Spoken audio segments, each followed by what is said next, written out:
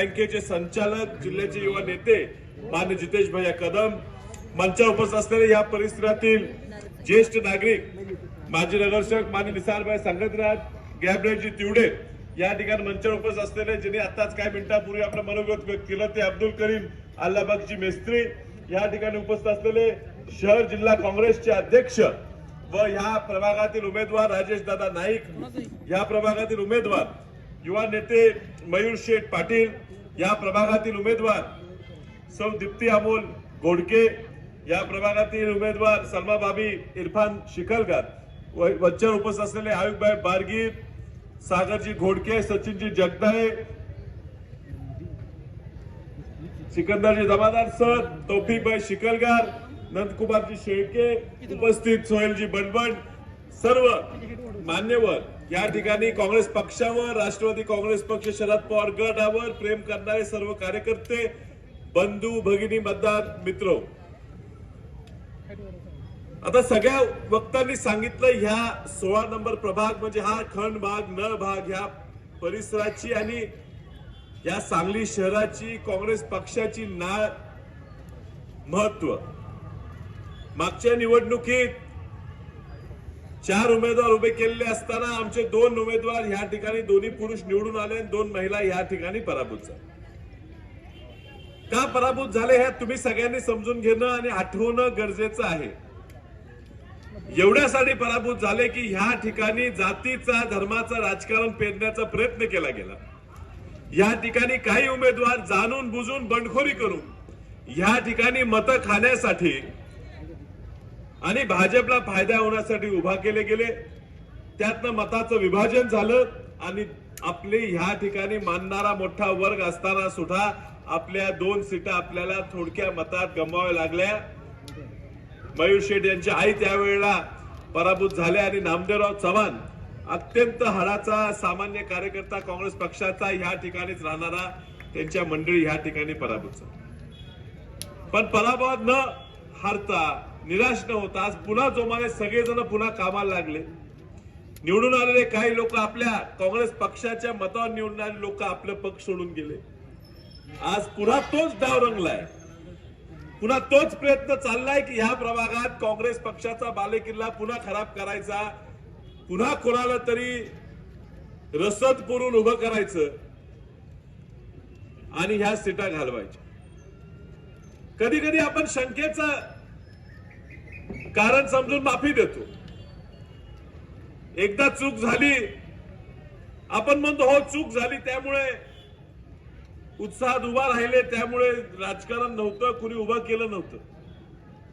पण तेच प्रत्येक वेळी व्हावं लागलं. मागच्या वेळी झालं ते पुन्हा होऊ लागलं तर हे तुमचं ठरवून चालले हे कळण्यात जनता खुळी नाही. ज्या व्यक्तीला आम्ही उमेदवारी दिली होती ह्या निवडणुकीत उमेदवारीची तयारी जयंत पाटील साहेबांनी त्यांच्या पक्षामार्फत ह्या ठिकाणी उमेदवारी द्यायची तयारी दिली होती, तो व्यक्ती उमेदवारी सोडून अपक्ष म्हणून उभा राहतो आणि मग म्हणतो मी माझ्या समाजासाठी माझ्या लोकांसाठी मी उभा राहतो. तुम्हाला दोन्ही पक्ष पाठिंबा देऊन आमच्या चिन्हावर उभं करत असताना तुम्ही जेव्हा दुसऱ्या गटात जाऊन उभं राहता त्यातनच दिसून येते तुम्हाला निवडून यायची इच्छाच नाही. तुम्हाला फक्त दुसऱ्याला पाडून त्यातनं आपलं काय घराचं चांगलं होते हे बघण्यातच रस आहे. आणि म्हणून मी सगळ्यांना विनंती करतो, ही खूप अटीतटीची लढाई आहे.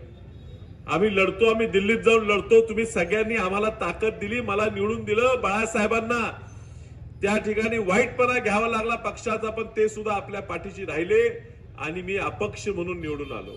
अपक्ष निवडून आल्यावर मला कुठेही जाता आलं असतं, पण मी काँग्रेस पक्षाशी एकनिष्ठ आहे.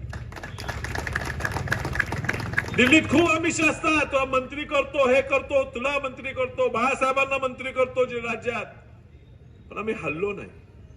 वेगवेगळे विषय निघतात तिथं दिल्लीत, काही ना काही रोज कुठल्या तरी समाजाला टार्गेट करण्यासाठी, कुठल्या तरी समाजात भांडणं लावण्यासाठी नवीन नवीन कायदे आणायचा प्रयत्न करतात आणि त्या कायद्याच्या वेळी आम्हाला सांगितलं जाते पाहिजे ते देतो, पैसे देतो, तुम्हाला काय पाहिजे चांगला बंगला देतो, या बाजूने मतदान करा. आम्ही पण माणसं आहे, आम्हालाही वाटणार, पण आपल्या विचाराशी आम्ही ठाम आहे. तुम्हाला दिलेल्या शब्दाशी आम्ही ठाम आहे आणि म्हणून आपण काँग्रेस पक्षाचा विचार धरूनच सरळ काम करत राहतो. तुमचा चेहरा डोळ्यापुढे ठेवू. आज तुम्हाला मी तीच विनंती करणार आहे. हो, त्रास होतो, हो होतो. सत्तेपासून आपल्याला दूर राहायला लागलं काही दिवस, हो काही दिवस दूर राहायला लागलं. त्रास होणार, छळ होणार, पण विजय हा कायम सत्याचाच होतो. आणि म्हणून तुम्ही ताठ मानेने सरळ राहावा.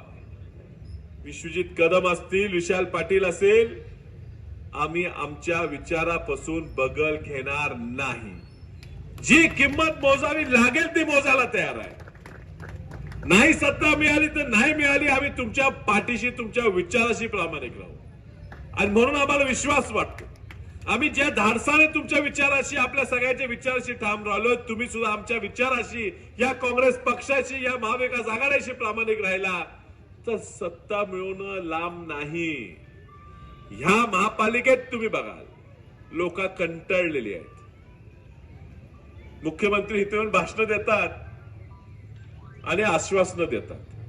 आता येतानाच एक मोठं होर्डिंग लागलेलं, मोठ्याचे मोठे होर्डिंग, फडणवीस साहेबांचा फोटो, त्यात लिहिलंय सांगली महानगरपालिका आमच्या ताब्यात मिळाल्यावर येणाऱ्या पुढच्या पिढ्यांसाठी सांगली चांगली करू. पुढच्या पिढ्यासाठी. आणि आमच्या किती पिढ्या घालवणार आहे घोषणा देण्यात.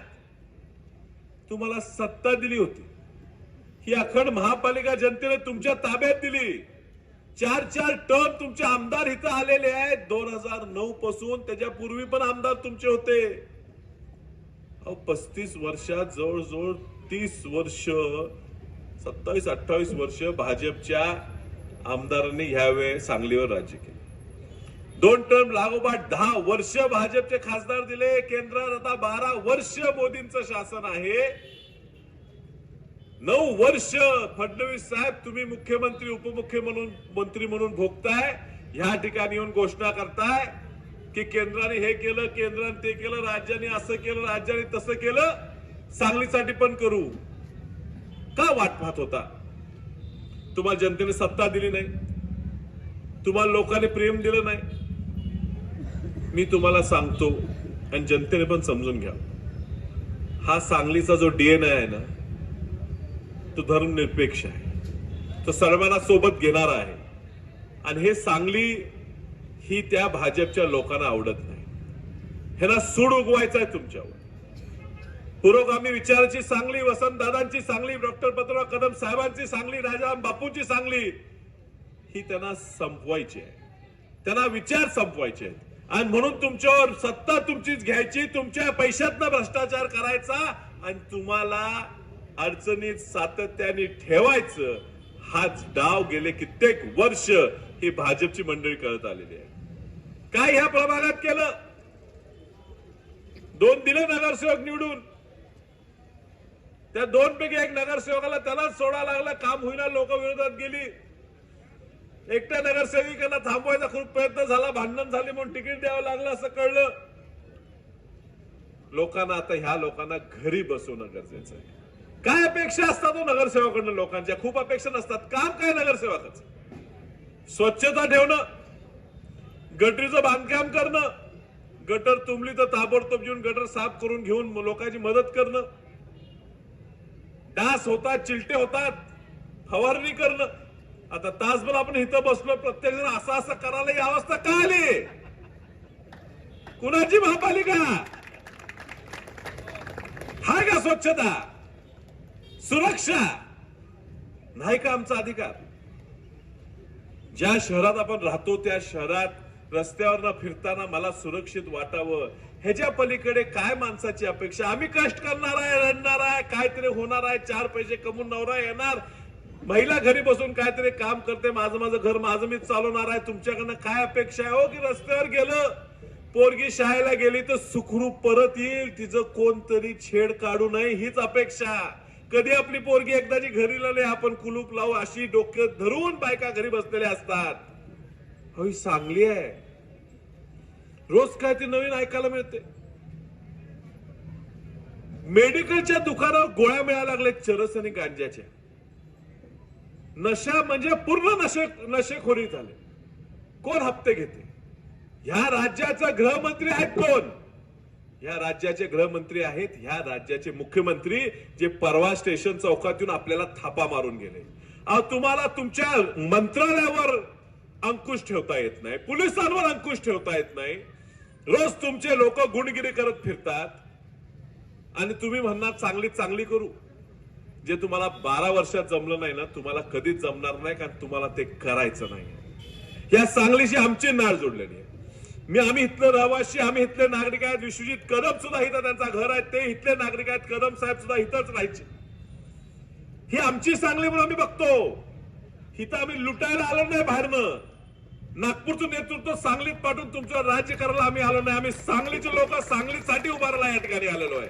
आणि म्हणून आम्ही तुम्हाला मागतो, आमच्यावर विश्वास ठेवा. हो, आम्ही तरुण आहे, आम्ही तरुण आहे. आमचे स्वप्न आहेत. आम्हाला तुमच्यासाठी काहीतरी दाखवायचं आहे. आम्हाला ह्या राज्याला दाखवायचं आहे, आम्हाला ह्या देशाला दाखवायचं आहे की आम्ही खरोखर आमची सांगली चांगली आहेच. चांगली कशी ठेवायची आहे जनतेला आम्ही दाखवणार आहे, ह्या देशाला आम्ही दाखवणार आहे. आणि म्हणून आम्हाला ही ताकद पाहिजे. तुम्हीच देऊ शकता. जाती धर्मात अडकू नका, चर्चेत अडकू नका. ही सीट वीक आहे, ती वीक आहे, कुणी वीक नाही. सगळी ताकदीचे लोक आहेत. त्या उमेदवारा बघताना त्या उमेदवाराच्या चेहऱ्यात वसंत दादांचा चेहरा बघा. या उमेदवाराच्या चेहऱ्यात तुम्ही पतंगराव कदम साहेबांचा चेहरा बघा. या उमेदवाराकडे बघताना तुम्ही तिथं राजाराम बापूंचा चेहरा बघा. ह्या भागात जी जी मोठी लोक होऊन गेली त्यांचा चेहरा या उमेदवारात बघा. आम्ही सगळे ताकदीनं त्या उमेदवारांच्या मागे उभे आहे. त्यांची कुठे चूक झाली, त्यांचा कान ओढून त्यांना सरळ करायची क्षमता आम्ही सगळेजण ठेवतो. मी खासदार, तुम्ही निवडून गेलाय, तो कुठे कमी पडला मला जबाबदार धरा. माझा निवडून आला नगरसेवक जर कमी पडला तर मी स्वतः तुमच्यासाठी माझं घरदार, माझी बायको, पोरं घेऊन तुमच्या रस्त्यावर उतरीन. आमची जबाबदारी. ही कुठे कमी पडली तर आम्हाला बाहेर तर मत देऊ नका, पण ह्या लोकांना निवडून द्या, ह्या लोकांना संधी द्या, हे सांगण्यासाठी मी तुमच्याकडे आलेलो आहे. जाती धर्माच्या अडचणीत पडू नका. ह्या लोकांना दुसरं काय कळत नाही. आता जितेश भाईने तुम्हाला सांगितलं, त्या ठिकाणी 2 पोरांना कुत्रे चावली. एकटा बिचारा बाळ मेलं, दुसरं बाळ ऍडमिट 10 दिवस राहिलं. त्याचं काय धर्म बघून कुत्रं चावते का? त्याला विचारते, तू मुसलमान आहेस का, चावू का तुला? का हिंदू असल्यावरच चावणार आहे? ही सारी पैसे खातात. नसबंदी करायला कुत्री इथून 10 गोळा करायची, 100 घेतली म्हणून ती दाखवायची, दर कुत्र्या मागे 2,000 रुपये बिल काढायचं, पुन्हा काय एक बी कुत्र्याची नसबंदी करायची, पुन्हा फिरवून आणायची, तिथं सोडायची. आणि हायत आमच्यावर भुकायला. आयुक्ताच्या गाडीचा ऍक्सिडेंट झाला, कुत्रा आडवा आला म्हणून ते आयुक्ताला कुठं सोडला नाही, आम्हाला सोडला. काय केलाय तुम्ही? कसली महानगरपालिका चालू का? परत सत्ता द्या. अरे कशासाठी द्या? तुम्ही अजून थांबायला पाहिजे होता का? तुम्हाला जमलं नाही म्हणून. बरं 5 वर्ष रेटत राहता, 8 वर्षावर नेली, 3 वर्ष प्रशासकावर चालवली, फक्त पैसे खायसाठी. मी तुमचा खूप वेळ घेणार नाही, अजून भाषण होणार आहेत. हा 16 नंबर प्रभाग हा काँग्रेसचा बालेकिल्ला आहे आणि हा बालेकिल्ला शाबूत ठेवायची जबाबदारी तुमच्या सगळ्यांवर आहे, प्रत्येकावर आहे. जे लागेल ते आम्ही तुमच्यासाठी इथे करायला तयार आहे. तुम्हाला खरं अर्थाने कसा सत्ता चांगली चालवायची, महापालिका कशी चालवायची तुम्हाला मी दाखवणार आहे. येणाऱ्या निवडणुकीत आमचे 4 उमेदवार 3 हाताच्या पंजाच्या चिन्हावर उभे आहेत आणि 1 तुतारी वाजवणारा माणूस या चिन्हावर उभा आहे. ह्या चौघांना तुम्ही एक संधी द्या तुमची काम करण्यासाठी. त्या संधीचं सोनं करतील हे मी तुमच्या त्यांच्या वतीनं सांगतो आणि तुमच्या सगळ्यांची रजा घेतो. नमस्कार.